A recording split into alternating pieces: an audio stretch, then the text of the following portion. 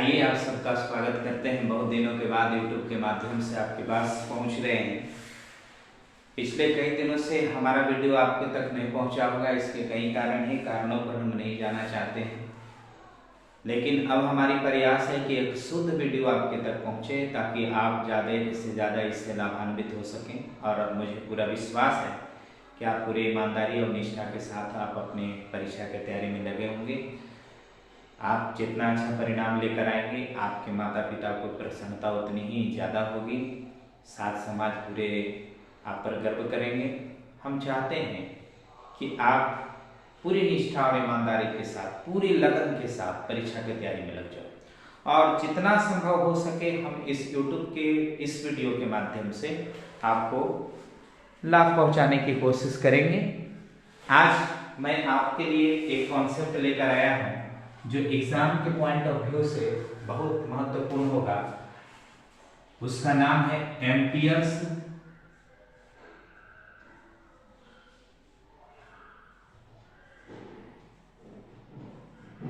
Circuital law. Amperes circuital law, ampere का परिपथीय नियम। Ampere का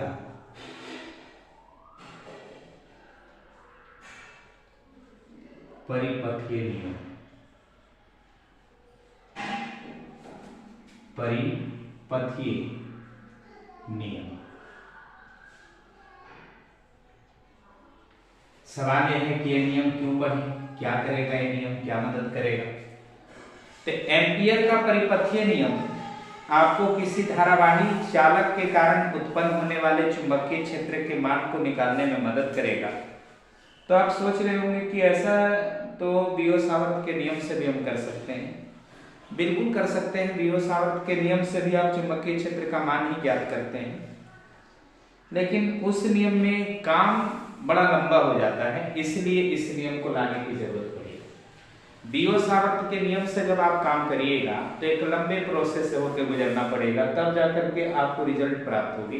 लेकिन इस नियम को जान लेने के बाद और इस नियम को समझ लेने के बाद वो जो काम आप लंबे तरीके से पता कर रहे थे, कंप्लीट कर रहे थे, वो काम अत्यंत शॉर्टली और बहुत ही कम समय में कर लोगे।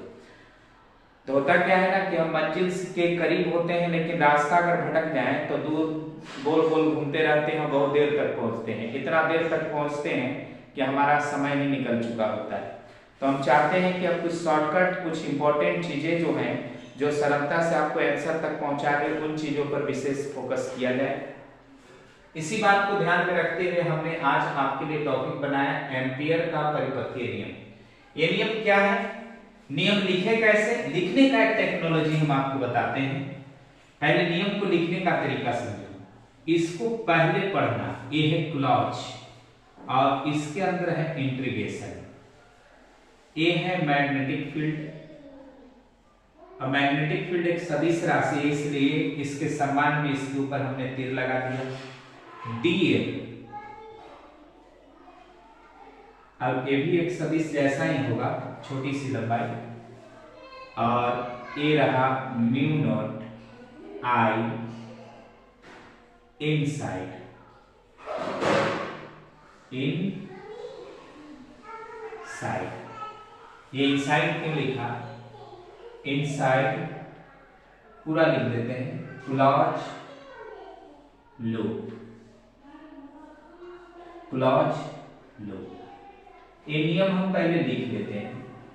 नियम को फार्मूला से हम कैसे क्रिएट कर लें, इस बात को हम लोग समझेंगे। ये जो चिन्ह देख रहे हैं, इस चिन्ह को आप क्लॉज पढ़ना। इस चिन्ह को हम लोग क्लॉज पढ़ते हैं। इस चिन्ह से आप भली भांति परिचित होंगे। इसको कहते हैं समाकलन। डी हमारा मैग्नेटिक फील्ड है, लेकिन यह मैग्नेटिक फील्ड किसी चुंबक के कारण नहीं है, करंट के कारण है।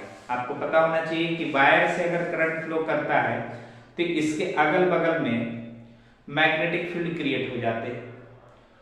उसी मैग्नेटिक फील्ड को हम लोग किससे दिखा रहे हैं, बी वेक्टर से दिखा रहे हैं। म्यू नॉट से आप परिचित होंगे, यह हवा या निर्वात की चुंबकशीलता कहलाती है। हवा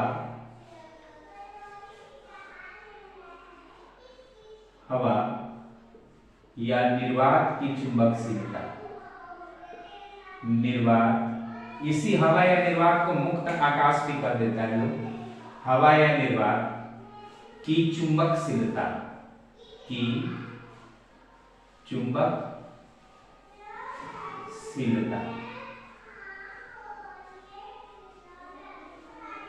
हवा या निर्वात की चुंबकशीलता। आई का मतलब इनसाइड, यहां पर बगल में लिखा हुआ है, ब्रैकेट में हमने लिख दिया इनसाइड द क्लोज, यानी वह करंट है जो किसी लूप के अंदर है।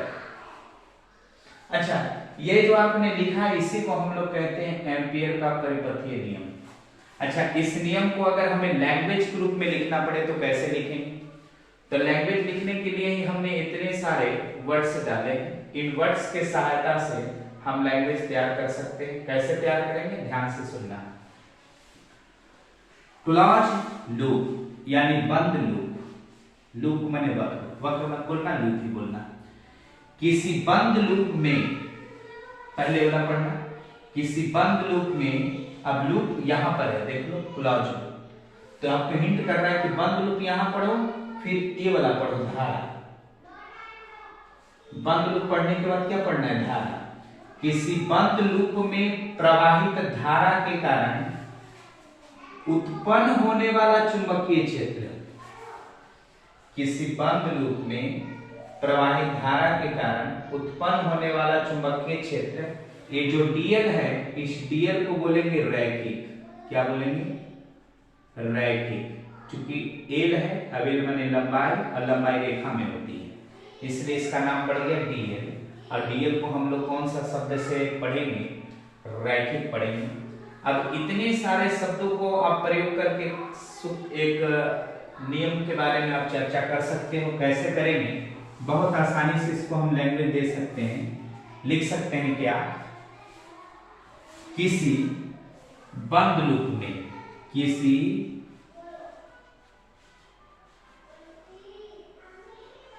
बंद लूप में, बंद लूप में हमने किसको पढ़ डाला, इसको पढ़ डाला। अब बंद लूप पढ़ने के बाद लूप वाला बात यहां करंट के साथ है, तो करंट को पढ़ो। किसी बंद लूप में प्रवाहित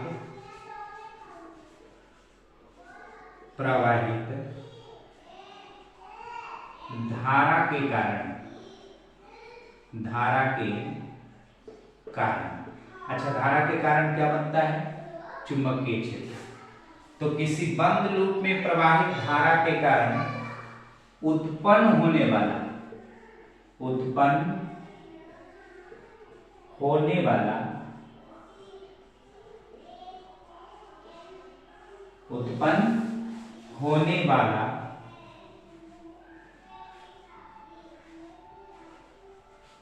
चुंबकीय क्षेत्र, हमने कहां तक पढ़ डाला सूत्र को, यहां तक। ई डॉट माने गुना, अब गुना को हम लोग बोलते हैं का, तो चुंबकीय क्षेत्र का, ई डॉट को हम क्या लिखेंगे, का। डीएल को लिखेंगे रैखिक,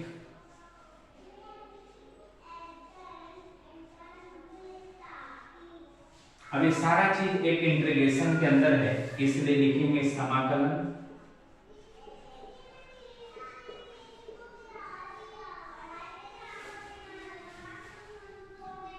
अंदर में प्रवाहित धारा के म्यू नॉट गुना के बराबर होता है। किसके अंदर में, बंद लूप के अंदर में प्रवाहित धारा के म्यू नॉट गुना के बराबर होता है। बंद लूप में, बंद लूप में प्रवाहित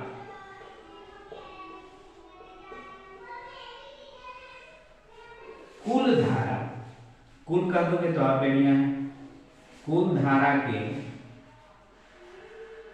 म्यू नॉट गुना, म्यू नॉट गुना के बराबर होता है, बराबर होता है। यही बन गया आपको एम्पियर का परिपथीय नियम।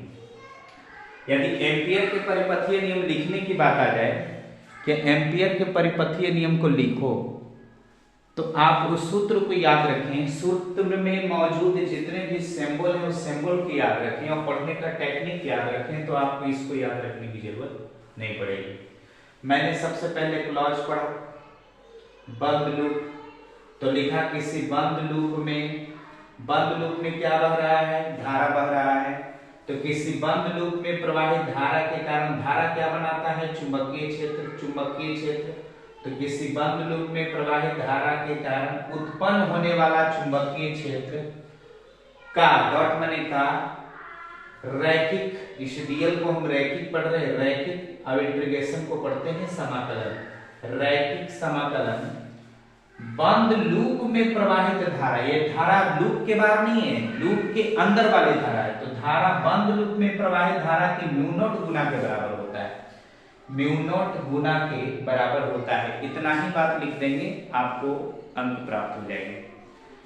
इस नियम को हम लोग कहते हैं एम्पियर का परिपथीय नियम। अब देखो, इस नियम को हम लोग गॉस के प्रमेय की तरह सोच सकते हैं, समझ सकते हैं। गॉस के प्रमेय में हमने बोला था कि गॉस का प्रमेय केवल और केवल बंद तल के अंदर चार्ज जो है उस पर लागू होता है। किसी बंद तल के अंदर जो चार्ज है उस पर लागू होता है। अब इसके लिए फ्लक्स निकालने के लिए हमने बताया था कि बंद तल के अंदर जितना भी चार्ज है उस चार्ज में एप्सिलॉन नॉट से भाग दे दो। यहां पर हम क्या कर रहे हैं कि बंद तल के अंदर जितना, बंद लूप के अंदर जितना करंट है उस करंट में म्यू नॉट से गुना कर रहे हैं, उसमें भाग एप्सिलॉन नॉट से, इसमें गुना म्यू नॉट से। ये एक अंतर है, उसमें बंद सतह था, इसमें बंद लूप है। तो कुछ बच्चे लूप नहीं समझ पा रहे हैं। लूप का मतलब उस रेखा से है जो बंद है, जहां से चला है वहीं पर आ जाता है, ऐसे ये बंद लूप है। या फिर आपने अगर ऐसा भी डायग्राम बनाया तो ये भी बंद लूप ही है, ये सभी बंद लूप है। ये बोर्ड जो आप देख रहे हो, ये इसके किनारे किनारे वाले पार्ट्स को भी हम क्या कहेंगे, बंद लूप कहेंगे। तो अगर इस बंद लूप के अंदर करंट फ्लो कर रहा है, अब जैसे मान लो कि यही बंद लूप है, अब इसके अंदर हमने एक तार ऐसे डाल दिया, अब इस तार से करंट फ्लो कर रहा है, तो अब हम कह सकते हैं कि यह तार जो है या इसमें जो धारा है वो बंद लूप के अंदर है। एक ऐसे हमने लूप बनाया, इसके अंदर एक वायर डाल दिया, अब इसमें करंट फ्लो कर रही है, तो इस अब करंट को हम कहेंगे कि लूप के अंदर का करंट है। एकदम उसी तरह का हम लोग एक्सपेरिमेंटली काम करेंगे। अच्छा, बंद लूप कहां लिया जाए, बंद लूप कहां लिया जाए, तो बंद लूप वहां लेना है जहां पर आपको मैग्नेटिक फील्ड प्राप्त करना है। जैसे गॉस के प्रमेय में बंद तल कहां लेते हैं, बंद तल वहां लेते हैं जहां पर विद्युतीय क्षेत्र प्राप्त करना है। उसी तरह से बंद लूप वहां रखेंगे जहां पर हमें चुंबकीय क्षेत्र प्राप्त करना है। इतना बात आप लोग ध्यान में रखोगे तो बहुत आसानी से आप काम कर लोगे।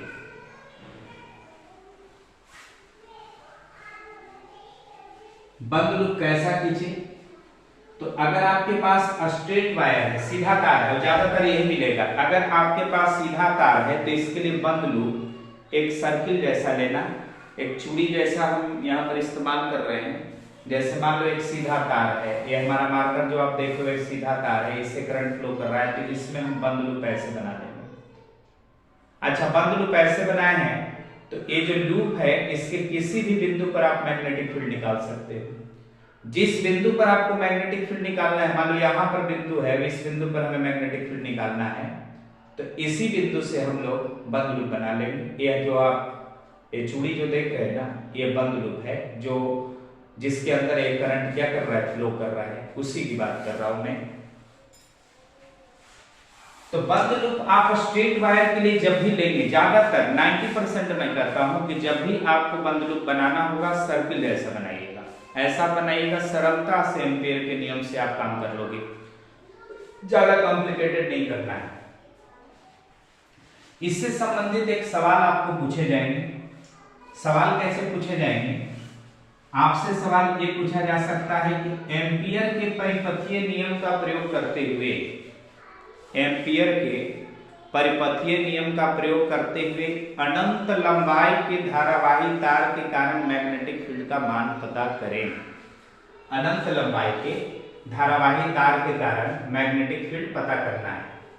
क्वेश्चन हम लिख देते हैं। अगर ये क्वेश्चन अगर एग्जाम में आ जाएंगे तो आपको कैसे बनाना है, इस पर आपको हम एक छोटा सा काम करके दिखाते हैं। क्वेश्चन आपको हम लिख देते हैं।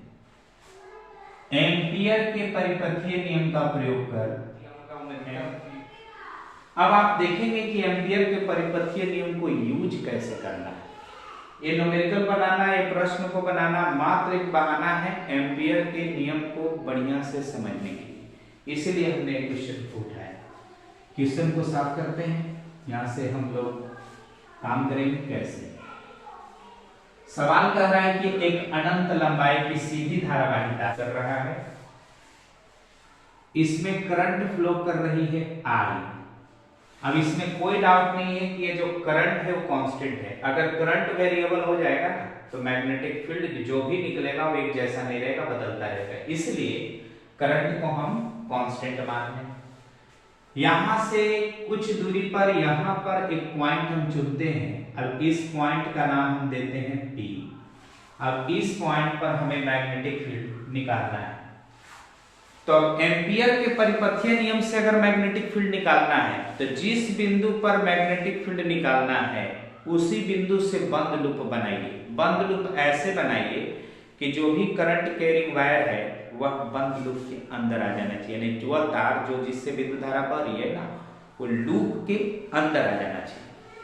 तो हम इसके लिए एक लूप बनाया, बंद लूप इस तरह का P पॉइंट पर। थोड़ा सा समझने के लिए इस फिगर को यहां से हम ड्रॉ कर डिलीट कर देंगे। तो यहाँ पे समझोगे कुछ ऐसा है, ये वायर है, इसके चारों तरफ से एक रिंग मैंने बना दिया है। अब ये रिंग उस बिंदु को टच कर रहा है जहां पर आपको मैग्नेटिक फील्ड निकालना है। ये बात याद रखना है, रिंग वहां से जरूर गुजारे जहां पर मैग्नेटिक फील्ड निकालना है। तो यहां पर हमें मैग्नेटिक फील्ड निकालना है। नियम कहता है कि क्लोज लूप होना चाहिए। भैया क्लोज लूप मैंने बना लिया। क्लोज लूप के अंदर इंटीग्रेशन में मैग्नेटिक फील्ड निकालना चाहते हैं B वेक्टर, तो यहां पर हम पता कर लेते हैं, यही चीज हमें निकालना है कि B का मान कितना होगा। B का मान कितना होगा, ठीक है।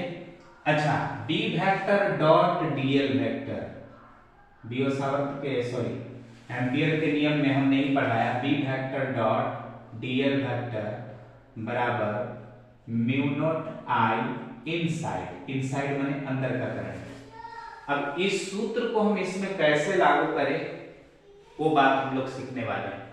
तो मान लो कि यहां पर B है, मैग्नेटिक फील्ड का मान है B, और जहां पर आप मैग्नेटिक फील्ड निकालें वहां पर एक छोटा सा लाइन काटो जिसको हम बोलेंगे dl। क्या बोलेंगे? dl। तो हो गया B इंटू dl, यानी B और dl मिल गया। ये लंबाई जो कटा है वो जो रिंग बनाए हो ना, उस रिंग पर आपने छोटा सा लाइन काटा है, उस लाइन को आप बोल रहे हो dl। तो मैंने एक छोटा सा लाइन काटा यहाँ पर, इस लंबाई को हम बोल रहे हैं dl। जहां पर मैग्नेटिक फील्ड उठाओ वहीं पर एक छोटा सा लंबाई काट लो, उसका नाम दे दो dl। और ऐसा अगर आप करते हैं तो आप फॉर्मूला अप्लाई कर सकते हैं, close integration B vector dot dl vector बराबर म्यू नॉट। अब अंदर में चार्ज, अंदर में करंट तो I बह रहा है तो I ही रख लेंगे। अगर मान लो कि दो को करंट होता I1 और I2 तो यहाँ लिखते I1 प्लस I2। एक करंट ऊपर जाता है, एक करंट नीचे आता तो I1 माइनस I2। तीन चार को करंट होते तो I1 plus I2 plus I3, यानी जितने भी करंट हैं वो सब करंट को यहाँ अलाउ करना है। दो को करंट होता तो I1 प्लस I2 करते, तीन को करंट होता तो I1 plus I2 plus I3 करते। करंट कुछ ऊपर जाता कुछ नीचे जाता तो एक को प्लस करते एक को माइनस करते, यानी यहाँ पर करंट का मान रखते हुए ध्यान रखना है करंट वो सारे ले लिए जाएंगे जो बंद लूप के अंदर होंगे, और सारे ले ही नहीं लिए जाएंगे। चीन भी ध्यान रखना होगा, कुछ करंट ऊपर फ्लो कर रहा है, कुछ करंट नीचे फ्लो कर रहा है, तो ऊपर वाले करंट को प्लस बोलेंगे, नीचे वाले करंट को माइनस बोलेंगे। अगर सारे के सारे करंट ऊपर फ्लो कर रहे हैं तो सब के सब प्लस कर लेंगे। तो इन बातों पर भी आपको ध्यान रखना है, लेकिन फिलहाल आपको एक ही करंट मिलेगा, तो ज्यादा टेंशन भी लेना नहीं।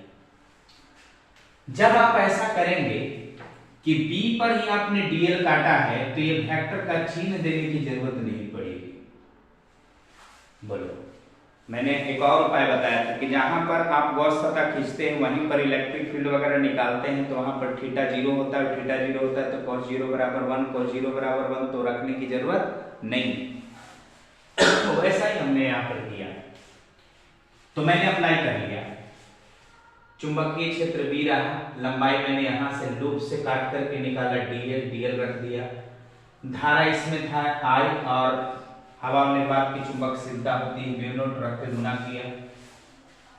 B हमारा कांस्टेंट है, B हमारा कांस्टेंट है, चूंकि I हमारा कांस्टेंट है, और कांस्टेंट होने की वजह से B को बाहर निकाल देंगे।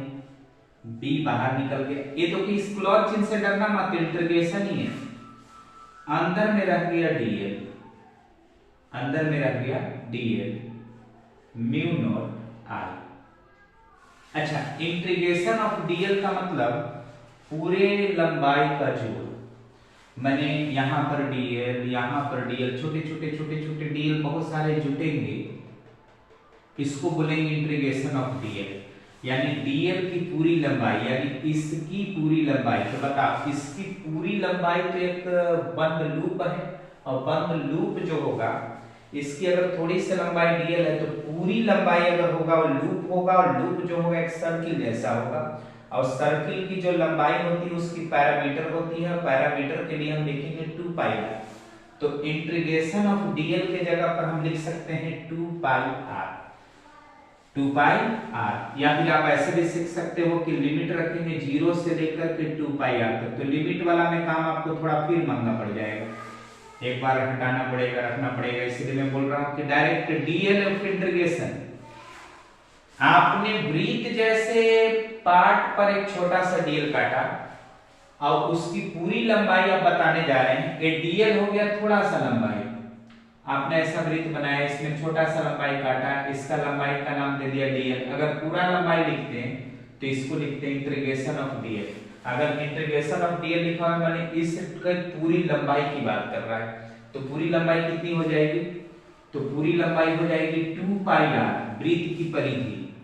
तो B बराबर B इंटू, इसके जगह पर लिखेंगे 2 पाई r, क्या लिखेंगे?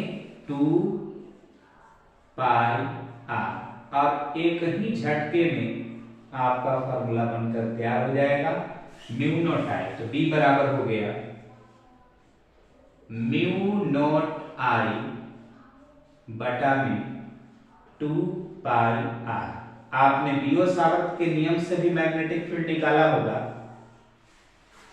बियो-सावर्त के नियम से भी मैग्नेटिक फील्ड निकाला होगा। अब आपने आज एम्पियर के नियम से भी मैग्नेटिक फील्ड निकाला। बियो-सावर्त के नियम से मैग्नेटिक फील्ड जब निकाले होंगे तो 1 से 1.5 पेज लगा होगा, और एम्पियर के नियम से जब मैग्नेटिक फील्ड मैंने निकाला तो मात्र 2 से 3 लाइन लगी, हमारा काम हो गया। तो एम्पियर का परिपथीय नियम इसलिए महत्वपूर्ण है कि जो बियो-सावर्त का नियम है वो एक लंबी प्रोसेस के थ्रू आपको रिजल्ट देता है, लेकिन एम्पियर का जो परिपथीय नियम है बहुत ही शॉर्टली और स्वीटली आपको आंसर दे देता है। इसीलिए एम्पियर का परिपथीय नियम एक महत्वपूर्ण रोल अदा करता है कोई भी करंट कैरिंग वायर से मैग्नेटिक फील्ड को क्रिएट करने में, निकालने में। तो उम्मीद है आप लोगों ने समझ लिया होगा। अगर दिक्कत होगा तो कमेंट के माध्यम से आप हमें सूचित करेंगे। एक बार फिर से बता दें कि एम्पियर का परिपथीय नियम केवल बंद लूप के अंदर प्रवाहित धारा के कारण लागू होता है। जैसे गॉस का प्रमेय बंद सतह के अंदर मौजूद चार्ज के लिए लागू होता है, उसी तरह से एम्पियर का परिपथीय नियम बंद लूप के अंदर प्रवाहित धारा के कारण लागू होता है। ठीक है, अच्छा, ये तमाम चीजें आप लोगों ने सीखा। एम्पियर के इस परिपथीय नियम में थोड़ी सी त्रुटि है, यह एम्पियर का परिपथीय नियम पूरी तरह से कंप्लीट नहीं है। कंप्लीट नहीं है इसलिए क्योंकि एक जगह पर यह एम्पियर का परिपथीय नियम अधूरा सिद्ध हो जाता है। वो जगह क्या है उस पर भी हम लोग बातचीत करेंगे। कौन सा कॉन्सेप्ट है जहां पर एम्पियर का परिपथीय नियम फेल्युअर है और इसको कैसे पूरा किया जाएगा, इस पर भी हम लोग बात करेंगे। पहले एक छोटा सा लॉजिक देखो, अगर हम कह दें कि करंट नहीं है तो मैग्नेटिक फील्ड भी नहीं होगा। भाई विद्युत धारा आएगा तब ना चुंबकीय क्षेत्र बनाएगा, विद्युत धारा है ही नहीं तो चुंबकीय क्षेत्र नहीं आएगा। तब तो चुंबकीय क्षेत्र कोई चुंबक से आ सकता है, करंट से तो आ नहीं सकता है।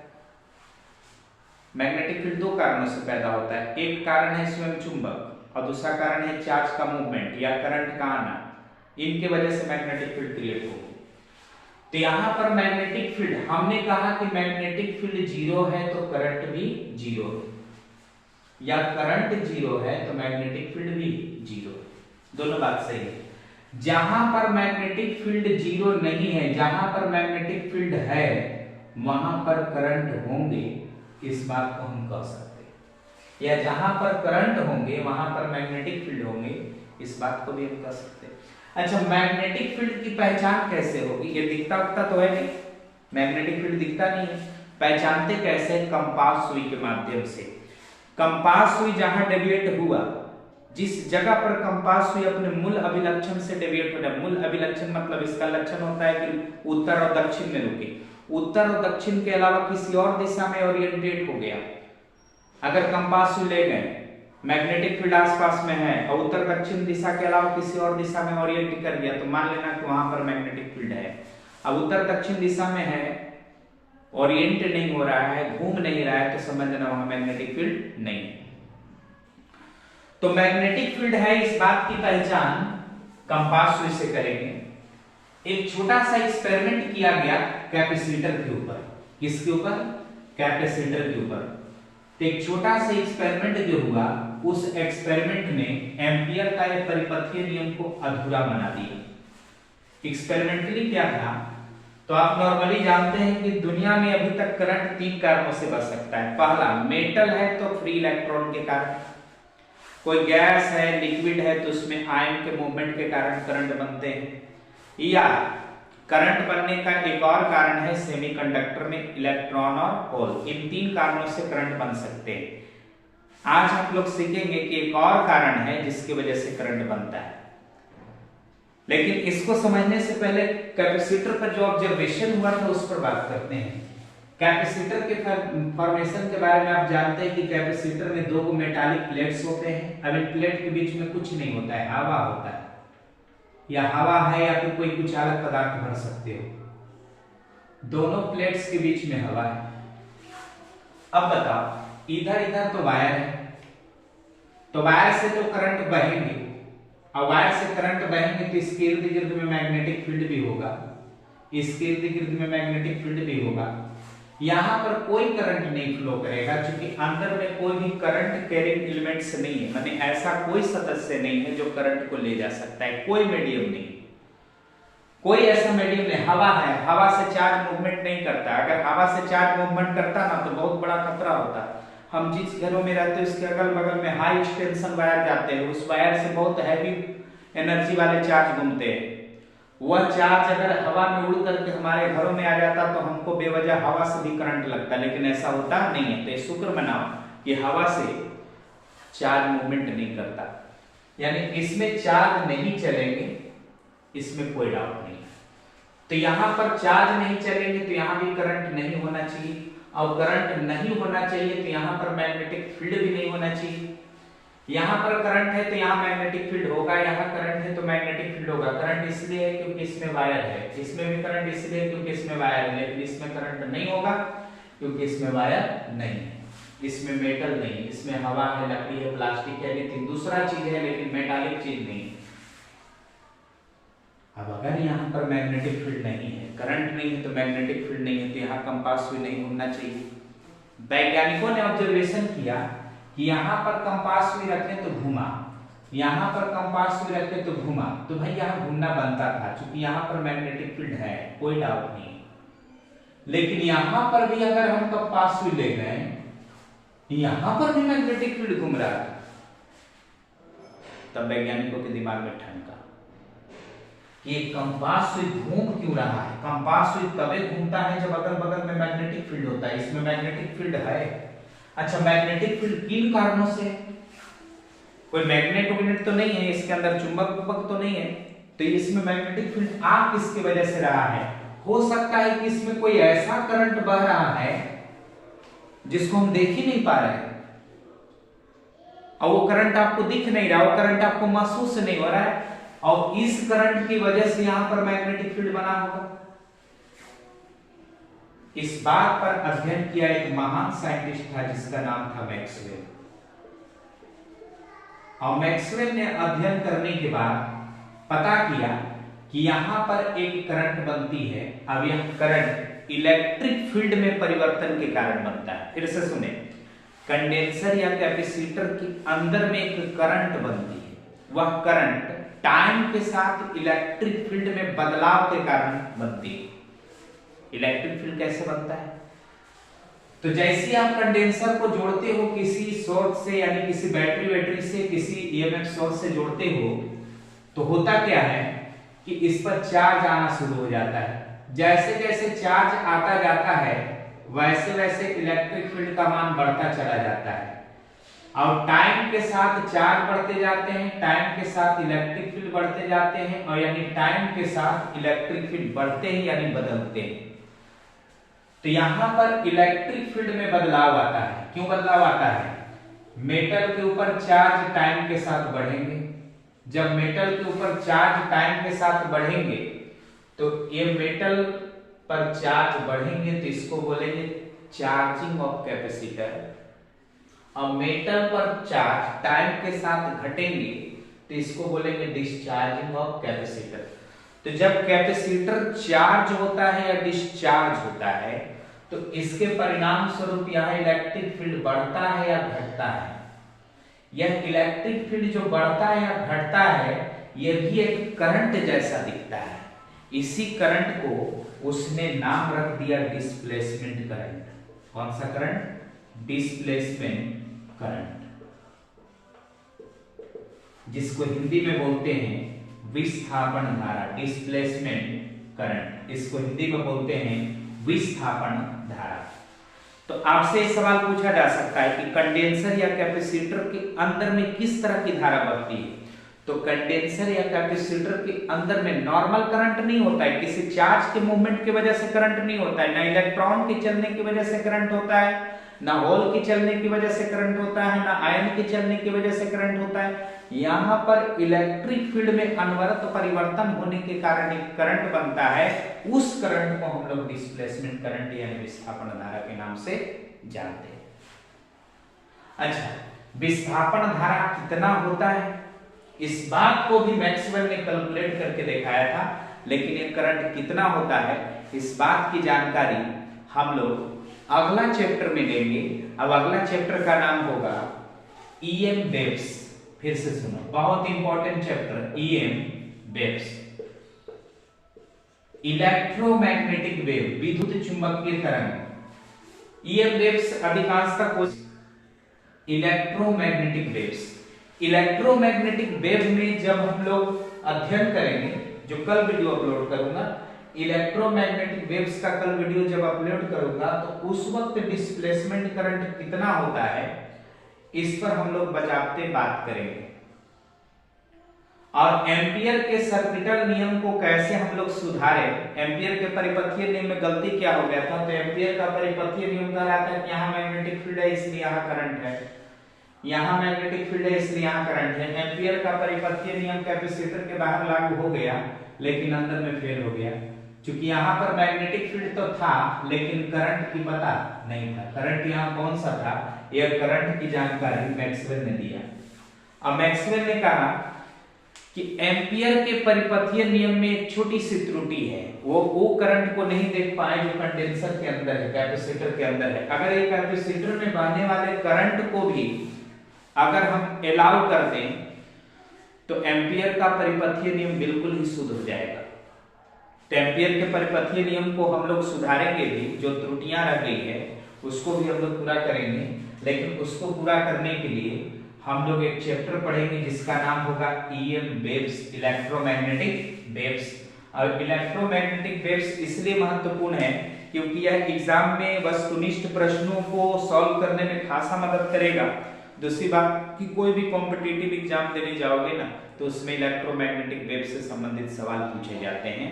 इसलिए इन दोनों विषयों, इन दोनों तर्कों को ध्यान में रखते हुए इलेक्ट्रोमैग्नेटिक वेव्स की जानकारी हम लोग अगले क्लास में करेंगे। पूरी निष्ठा ईमानदारी से पढ़िए। किसी भी प्रकार का अगर डाउट होता है तो मैं मोबाइल पर अपना मोबाइल के स्क्रीन पर अपना व्हाट्सएप नंबर दे देता हूँ। किसी भी प्रकार का कोई सवाल आपको पूछना है आप व्हाट्सएप कर देंगे।